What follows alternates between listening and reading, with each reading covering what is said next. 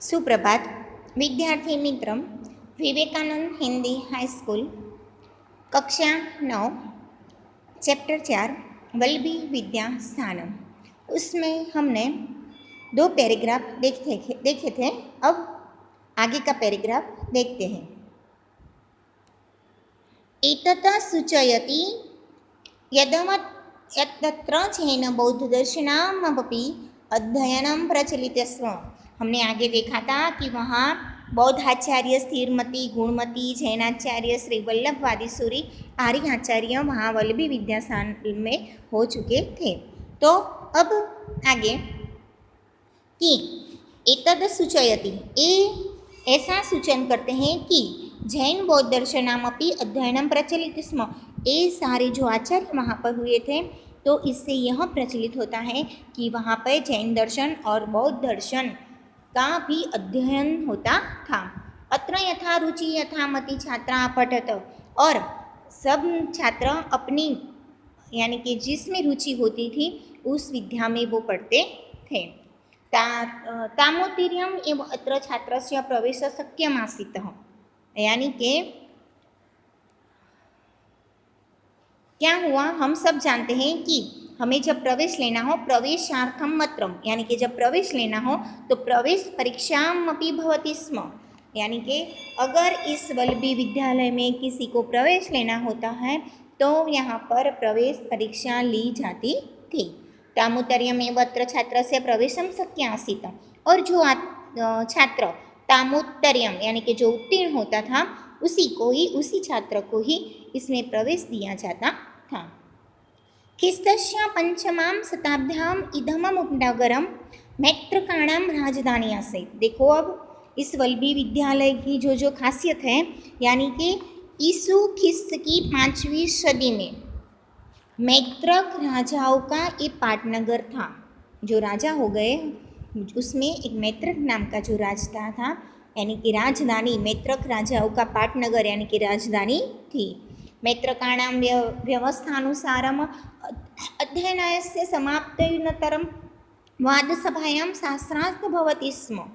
यानी कि मैत्रकों की व्यवस्था से अध्ययन समाप्ति के बाद जो चर्चा सभाएं होती थी वो भी यहाँ पर होती थी। वो शास्त्रार्थ होता था, यानी कि शास्त्रार्थ विभिन्नान् मतमतानां खंडानां मंडनपूर्वक विमर्शं भवति स्म। यानी कि जो चर्चा सभा में जो शास्त्रार्थ होता था, उस शास्त्रार्थ में अलग अलग मतांतर खंडन मंडन पूर्वक उसका चिंतन किया जाता था। अनेकस्मै विजयी जनाय राजा पारितोषिक रूपेण भूमिं यच्छत, और विजय होने वाले को राजा पारितोष यानी कि इनाम के तौर पे उसे क्या देते थे, भूमि यानी कि जमीन उसे देते थे। कदाचित् विजयी जनां नामानि विद्यापीठस्य द्वारे उत्कंठितानि अभवत्, और साथ में क्या होता था, उसे राजा जो उपहार के रूप में जो भूमि देते थे, और कभी कभी तो विजय व्यक्तियों के नाम विद्यापीठस्य द्वारे विद्यापीठ के द्वार ऊपर लिखे जाते थे, यानी कि कोतर, यानी कि उसकी कोतरणी के रूप में उत्कंठितानि उस पर लिखे जाते थे। ख्रीस्तात् पूर्वे प्राय 5वीं शताब्द्यां भगवतः महावीरस्य जन्म अभवत्। देखो अब ईसु ख्रीस्त पूर्व 5वीं शतका में क्या हुआ, भगवान महावीर का जो जन्म हुआ था। तस्मिन् काले भगवता महावीरेण उपदेश प्रदत्तः आगमन नामना प्रसिद्ध वर्तते, और तस्मिन् काल में भगवत महावीर ने और उस समय में जो महावीर भगवान ने जो उपदेश दिया था वो आगम नामना प्रसिद्ध वर्तते।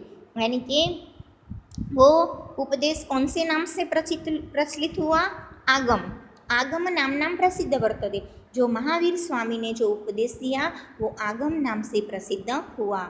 एवं आगम वर्ष 500 यावतं मौखिक परंपरायां सुरक्षित आसीत्, और ये आगम यानी कि आगम 500 वर्ष तक, यानी कि वर्ष 500 यानी कि 500 वर्ष तक वो मौखिक परंपरा में ये उनका दिया हुआ उपदेश सुरक्षितम आसीत्, मौखिक परंपरा में वो सुरक्षित रहा।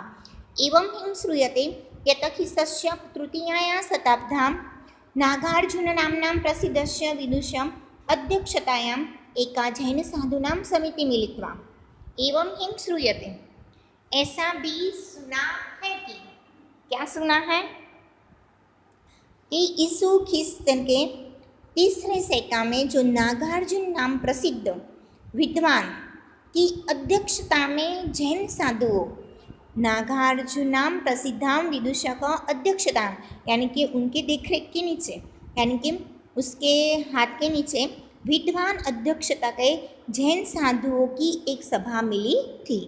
अस्यामागम ग्रंथानां लेखनस्य प्रस्तावो भवत, और उसमें क्या हुआ था, आगम ग्रंथ का लेखन कार्य हुआ था। ऐसा प्रस्ताव भवत, ऐसा प्रस्ताव उस सभा में बताया हुआ है। अत्र लेखम बद्धावाणी वल्लभी वाचना नाम प्रसिद्ध जात।